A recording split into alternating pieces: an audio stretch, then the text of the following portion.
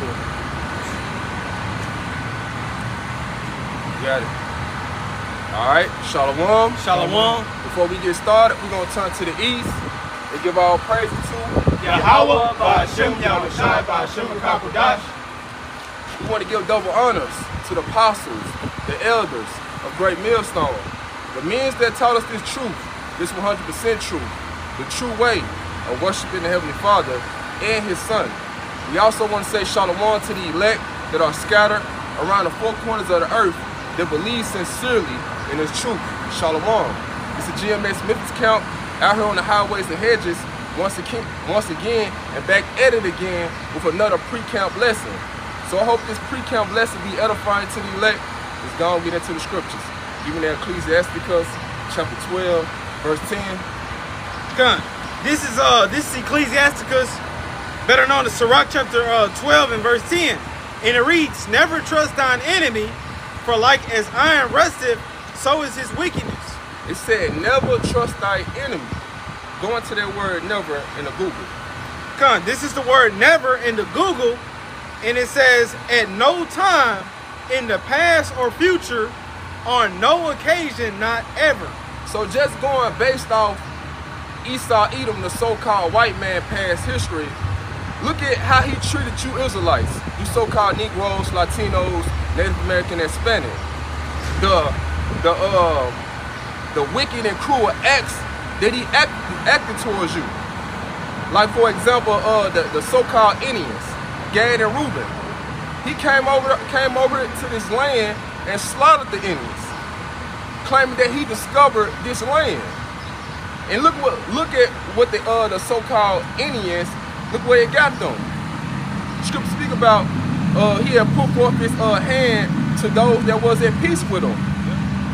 So he couldn't even be trusted back then. So what makes you think he can be trusted right now? Scripture speak about, can a leopard change his spot? Can an Ethiopia change his skin color? The question is no. So the Lord has created this man to be wicked, to be evil towards you. Give me that proverb that you had mentioned earlier. Come. This is Proverbs 25 and verse 19. And it reads, confidence in an unfaithful man in time of trouble is like a broken tooth and a foot out of joint. So by you putting your trust in Esau, either like you putting your trust in a broken tooth, you're gonna be left for pain. You're gonna be left for hurt. Go back to that number and get that Google. Come. This is back in the definition on Google for the word never, and it says at no time in the past or future, on no occasion, not ever. And it says and it says in number 2, it says not at all, and in the similar words it says not at all, certainly not for a moment.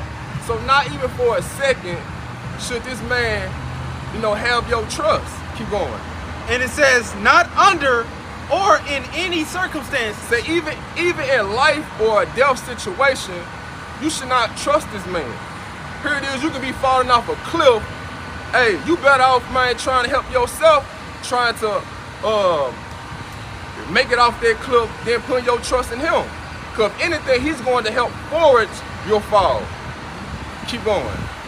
Yep, and it says under or in no circumstances. It says on no account, no way, not on your life.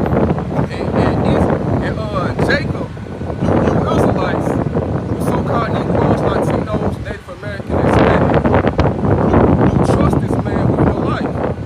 Because soon something go wrong with your health, you go running down to Egypt for help. You trust in his pharmaceutical, his drugs.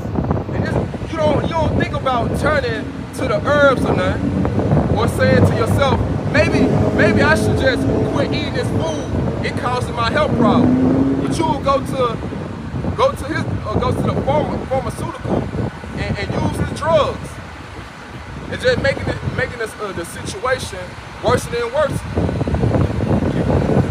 Yep, and it says back into similar words for the word never, and it says, not under or in any circumstances, no way, not on your life, not in a million years. So not in a million years should you trust this man.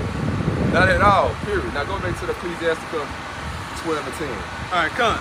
This is back in Sirach, better known as Ecclesiasticus 12 and verse 10. It says, never trust thine enemy, for like his iron rusteth, so is his wickedness. So just as iron rusteth, so do a person wickedness. And I used to work at this little plant where we used to deal with all types of steels and metal. And if you keep iron out for a period of time outside, eventually you're gonna start to see the rust. So that's the same thing if you hang around a wicked person. Eventually you're gonna start to see that person wicked ways. It's going to start to show in their actions. So who is our enemy? Because you got these so-called leaders. They supposed to be the prophets. They ain't telling you who is your enemy. Well, let's go to Psalms chapter 83. Start at 1. All right, come. This is Psalms 83, and starting at verse 1. It says, keep not thou silence, O Yahweh Shem Yahushai, hold not thy peace, and be not still, O Yahweh Shem Yahushai. Verse 2, for lo, thine enemies make a tumult, and they that hate thee have lifted up the head. So it said, so this is Asaph telling the Lord, keep not silent, hold not thy peace, for your enemies is making a tumult. Now what is a tumult? A tumult is a large massive of people in an uproar with confused noise. Let me read that again. Yep. Read verse 2 again. All right, come. This is Psalms 83 and verse 2. And it reads, for lo, thine enemies make a tumult, and they that hate thee have lifted up the head. Keep going. And it says in verse 3, they have taken crafty counsel against thy people and consulted against thy hidden ones. So these other nations have came together to come up with these wicked plans, these wicked agendas against the Lord's people.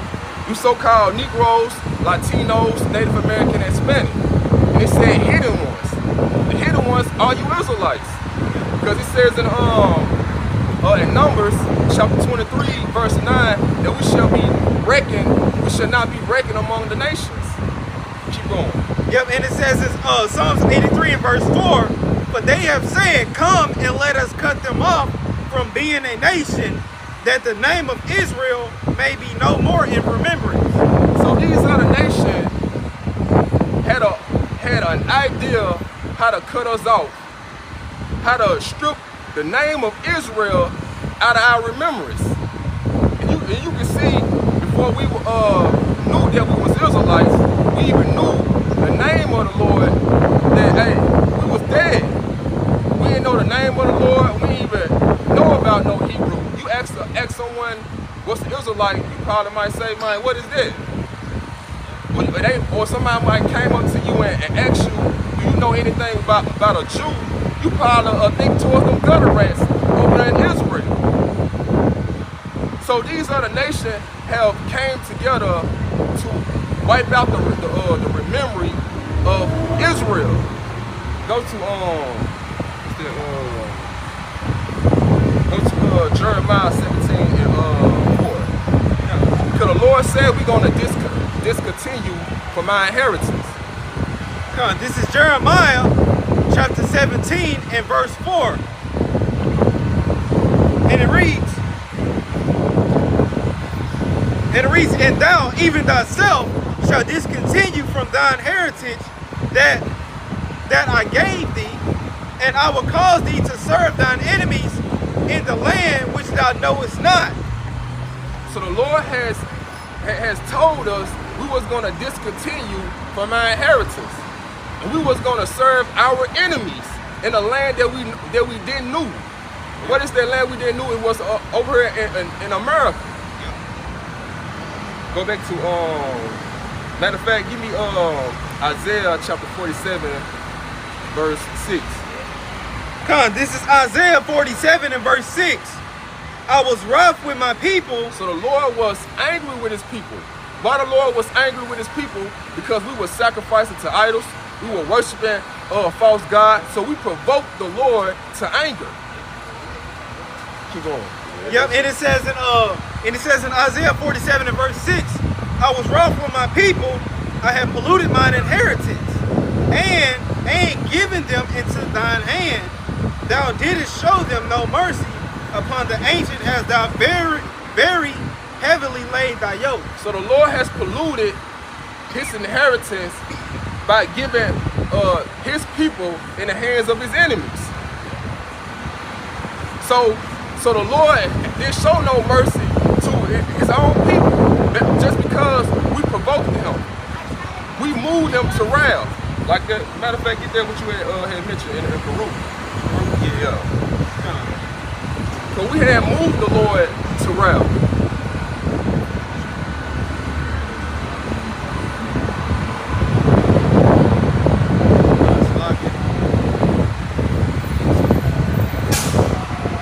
It says in Baruch chapter 4 and verse 6, it says, ye were sold to the nations, not for your destruction, but because ye moved Yahweh to wrath. So we were sold to the nation just because we moved the Most High to wrath. Yep. Trying to be like the heathens, worshiping these other gods. So what you think the Lord did with his people?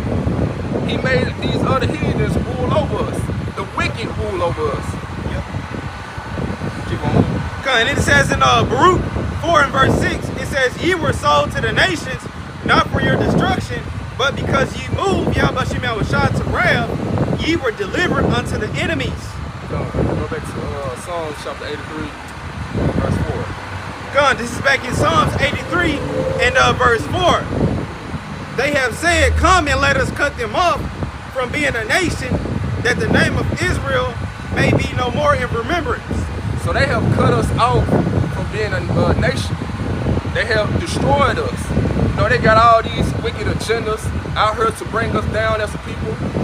You know, with these ABC community, got men's acting like women, acting feminine. And they also came up with ideas putting a woman above the man, splitting the households up and families. All these was wicked ideas that these other nations came together to bring Israel down low, to make them, you know, not be a people. Keep going. Yeah, and it says in Psalms 83 and verse 5. It says in Psalms 83 and verse 5, for they have consulted together with one consent. They are confederate against thee. Says in verse 6, the tabernacles of Edom. So these are the nations that, you know, that came together to overthrow Israel. And the first one is Esau, Edom, the so-called white man. Keep going. Yeah, and it says in verse 6 of Psalms 83 verse 6, the tabernacles of Edom and the Ishmaelites. The Ishmaelites are the so-called Arabs today. Keep going. And it says of Moab. Moab is the so-called Chinese today. And the Hagarenes. The Hagarenes, they are the so-called Hamites. The so-called, well, not the so-called, they are the so-called African, but the Hagarenes are the Hamites. Yep. And it says in verse 7, Gabal. Gabal, same thing, Hamites. And Ammon are the so-called Japanese. And it says, and Amalek. Amalek, those are the grandson of Edom, the chief of wickedness. And those are those gutter rats claiming that they are, you know, the so-called Jews today. And it says the Philistines with the inhabitants of Tyre. Also the Hamites. And it says in verse 8, Ashur also is joined with them. And Ashur is the Assyrians. And it says in verse 8, Ashur also is joined with them. They have hope in the children of Lot. So the children of Lot is referring to the Ammon and also the Moabs. You know, the Chinese and the Japanese. So all these nations has came together to conspire against the Lord's people. You go into that word conspire, it goes into plot. With two or more people plotting evil. So they was plotting evil to wipe out Israel, to wipe the name away, to keep us from not knowing who our true power is, to keep us from not knowing we are Israelites. But the number one enemy is Esau Edom. He was going to be our number one born enemy. Go to Genesis 25, I think that's 21. This is Genesis 25 and verse 21. And Isaac entreated the Lord for his wife because she was barren. So here it is, this is Isaac praying to the Lord on behalf of his wife Rebecca, because Rebecca couldn't have children. So he prayed to the Lord that she could get pregnant. Keep going. And it says, and the Lord Yahweh was entreated of him, and Rebekah his wife conceived. So the Lord had answered Isaac's prayers, and Rebekah became pregnant. Keep going. And it says in verse 22, and the children struggled together within her, and she said, if it be so, why am I thus? And she went to inquire of the Lord Yahweh. So she was pregnant with two twins in her womb. And these two twins were struggling. Give me that word struggling from Google. And it says, struggle in the Google definition, it says make forceful or violent efforts to get free of restraint or constriction. So what? Hold on.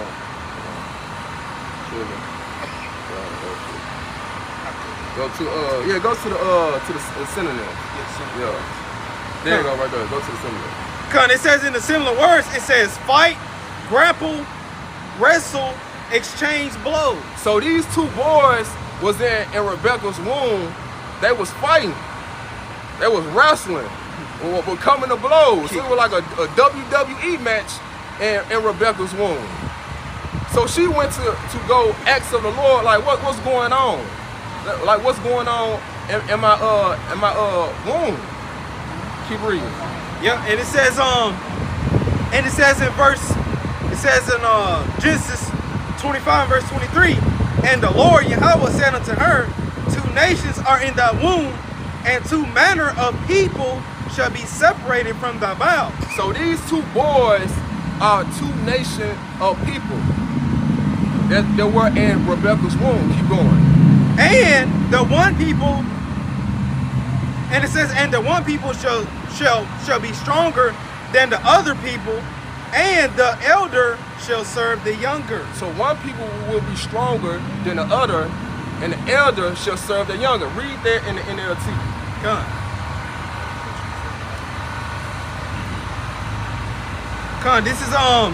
This is Genesis 25, and I'm gonna start in verse 22 on it. And it says, but the two children struggle with each other in her womb. So she went to ask the Lord Yahweh about it. Why is this happening to me? She asked. Verse 23, and the Lord told her, the sons in your womb will become two nations. It says from the very beginning, the two nations will be rivals. So these two boys that was in Rebecca's womb will become rivals. I want you to go into the word rivals in Google. So they was going to be rivals. You think of when you look at the basketball and football and the boxing and sports industry, you know, you have people competing with something. You know, they'd be opponents. You know, they'd be rivals. Yep. And when you go into that word rival in the Google definition, it says a person or thing competing with another. Keep going. And in the similar words, it goes into a competitor, adversary, enemy, opponent. So these two boys was adversary to each other. They was enemies. You know, they was fighting in the womb for something. They was fighting for their birthright. So the Lord has put this enmity between these two boys in Rebecca's womb. That they hated each other. Give me that Ecclesiasticus. I think that John is 33 and 14. Come. This is Because the Lord has set this up. He put this enmity between these two boys, this hatred, that they wasn't going to get along, that they was going to be rivals. Come. This is Ecclesiasticus, better known as Sirach, chapter 33 and verse 14. Good is set against evil, and life against death. Yep. So is the godly against the sinner, and the sinner against the godly. So the Lord has made Jacob to be the good one, to be the holy one. And he had made Esau to be the unholy one, to be the wicked one. Yeah, Con, hey, mention it. Hey. Con, you know, like it says in Romans, you know what I'm saying, the Lord has made vessels unto honor and vessels unto dishonor. And Esau is that vessel made unto dishonor, man. Yeah, Con. You know? And Jacob is the vessels fitted for honor. Yeah. And it says in Sirach, better known as Ecclesiasticus 33 and verse 15. So look upon all the works of the Most High, and there are two and two, one against another. So the Lord always, he made double of each thing. And that's balance. He said good against evil. And the scripture speaks about the Lord as a balanced power. Go to Romans chapter 9:11. Because all this was set up by the Lord. Because the Lord already had warned Rebecca that, hey, the elder was going to serve the younger. This is Romans chapter 9 and verse 11. For the children being not yet born, neither having done any good or evil, that the purpose of the Most High according to election might stand. So this was about a purpose of the Most High. That his plans is going to stand. That the elder was going to serve the younger. So this was all predestinated in heaven. That Jacob was going to receive their birthright. He was going to receive the blessing. Keep going. Yeah, finishing up, and it says that the purpose of the Most High according to election might stand, not of works, but of him that calleth. And who that called it was the Most High. He called it. Keep going. Verse 12, it says, it was said unto her. Who is her? Referring to Rebecca. Back in Genesis chapter 25. Yep. And it says in verse 12 of Romans 9 and verse 12, it was said unto her, the elder shall serve the younger.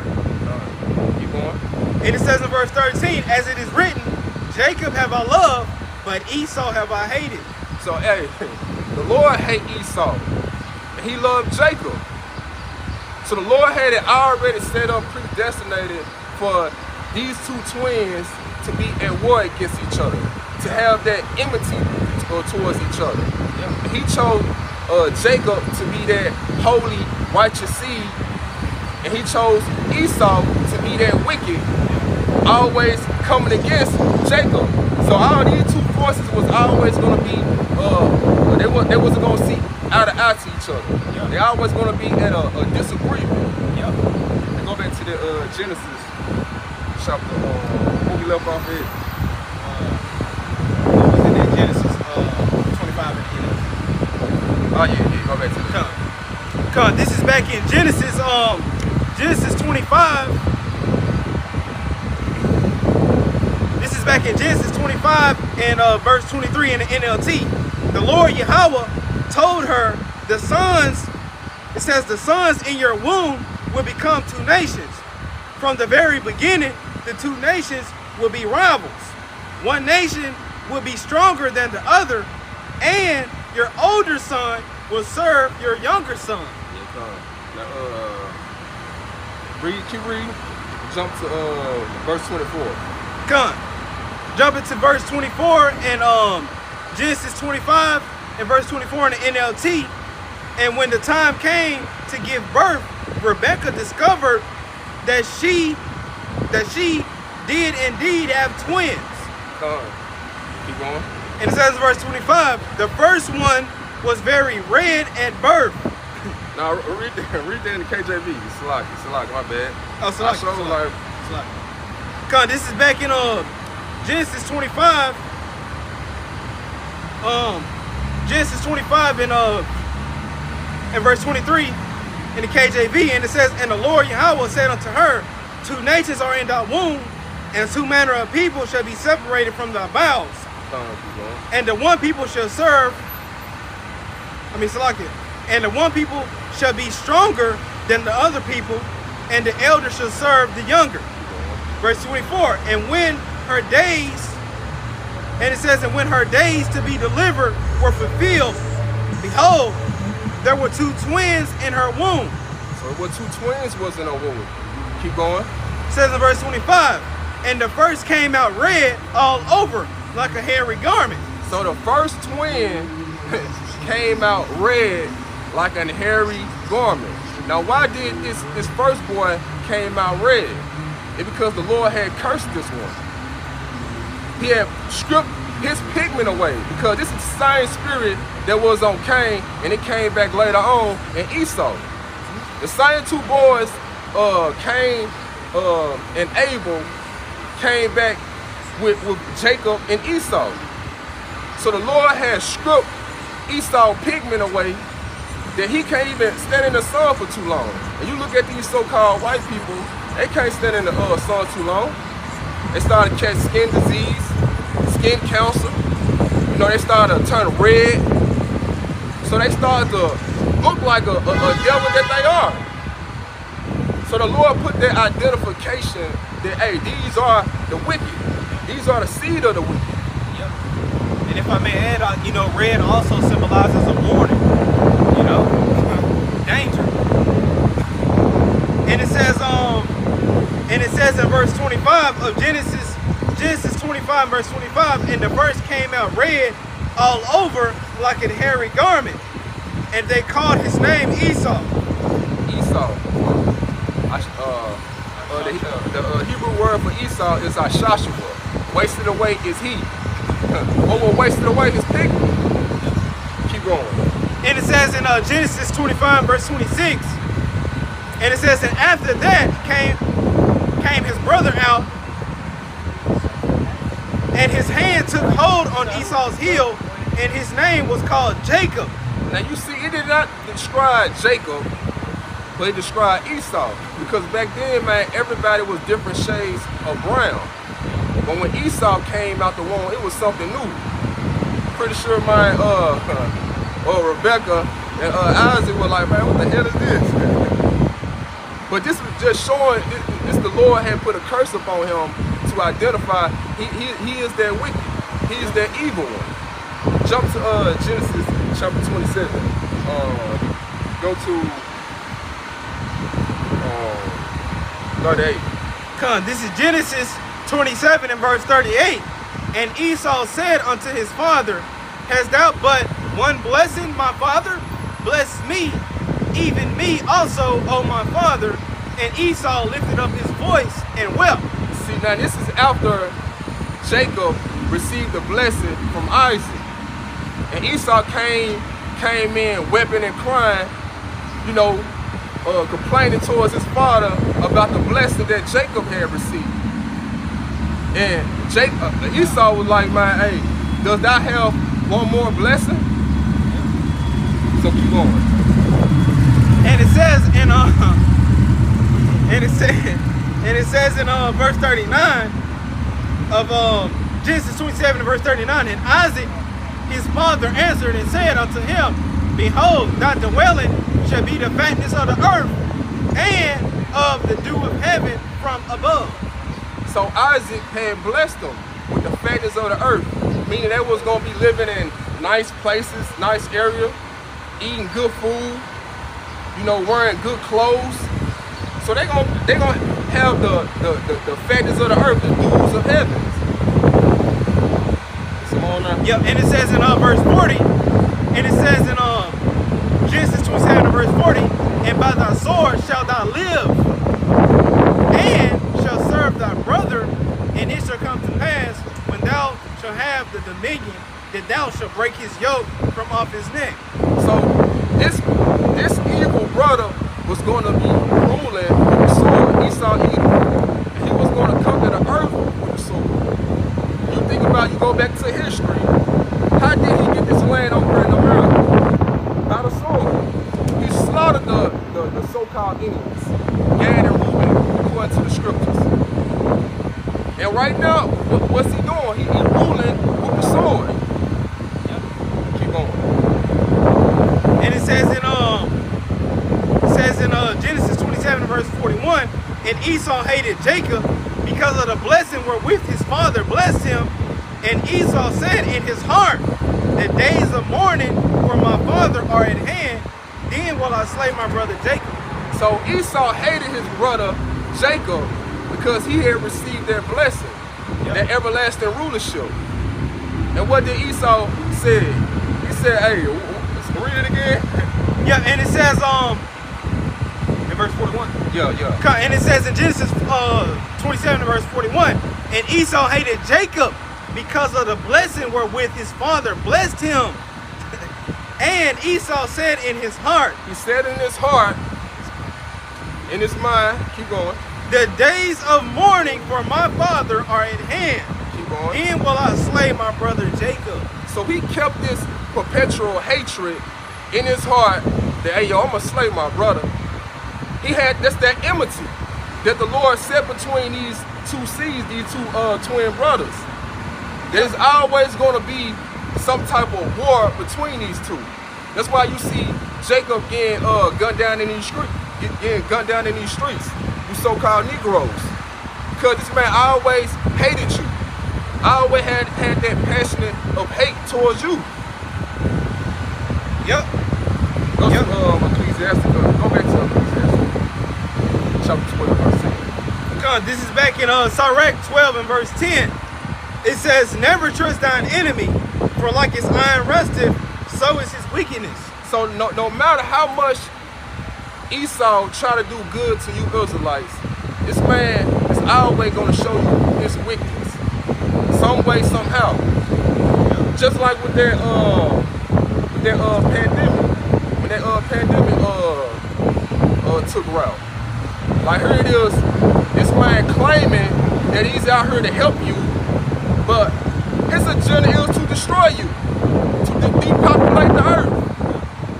And here it is, you got Bill Gates trying to push forth, you know, this so-called vaccine or whatever, but this man cannot even cure Microsoft computer from a virus. What makes you think he's going to help you from not catching a virus? So it's not in this man to do good to you. So why would you trust him? Go to Ezekiel. Yeah. This is Ezekiel 35 and starting at verse 5. Yeah. It says, because thou hast had a perpetual hatred and has shed the blood of the children of Israel by the force of the sword. So this man had a perpetual hatred, an everlasting hatred towards you Israelites, you so-called Negroes, Latinos, Native American, and Hispanic. And I always shed your blood with the sword. Keep going. And it says, and has shed the blood of the children of Israel by the force of the sword in the time of their calamity, in the time that their iniquity had an end. So even without the time without iniquity had an end, hey, this man, he helped forward the infliction. Keep going. And it says in Ezekiel 35 verse 6, therefore as I live, saith the Lord, Yahweh Shemel Shah Powers, This is what the Lord said now. I will prepare thee unto blood. So the Lord is going to prepare slaughter for these people, for how he done, for what they have done to his people. Keep going. Yep, and it says, and I will prepare thee unto blood, and blood shall pursue thee. Since thou hast not hated blood, even blood shall pursue thee. So just as you did not hate shedding the blood of your own brother, hey, blood finna pursue you. The Lord finna prepare slaughter for your children and your people. for all the wickedness and all the evil and abomination that you have done to the Lord's people. So that's going to be a recompense for what you have done to his people. We're going to end it off in Revelation. I think 12. Yeah. Revelation 12 and 10. This is Revelation 12 verse 10. And I heard a loud voice saying in heaven, now is come salvation and strength and the kingdom of our power and the power of his anointed. For the accuser of our brethren is cast down. It said for the accuser of our brother is cast down. Who's the accuser of our brother? Esau Edom. Because he's always pointing the finger, pointing the blame at the Lord chosen people. But he's the one that set the traps and the snare for Israel to fall in. And turn around and go snitch. Tell the Lord, look what they doing. So he's the accuser of our brother. Yep. And it says for the accuser of our brethren is cast down, which accused them before our power, Yahweh Shem Yahushua, day and night. So it's finna come to a time where we finna see the downfall of our enemy. Esau, Edom, all these other nations. So the time is coming where, all the bloodshed, all the wickedness, and all the evil that Esau, Edom, and all these other nations have done to us, we're gonna do to them. So I hope this lesson was edifying to the elect. Shalom.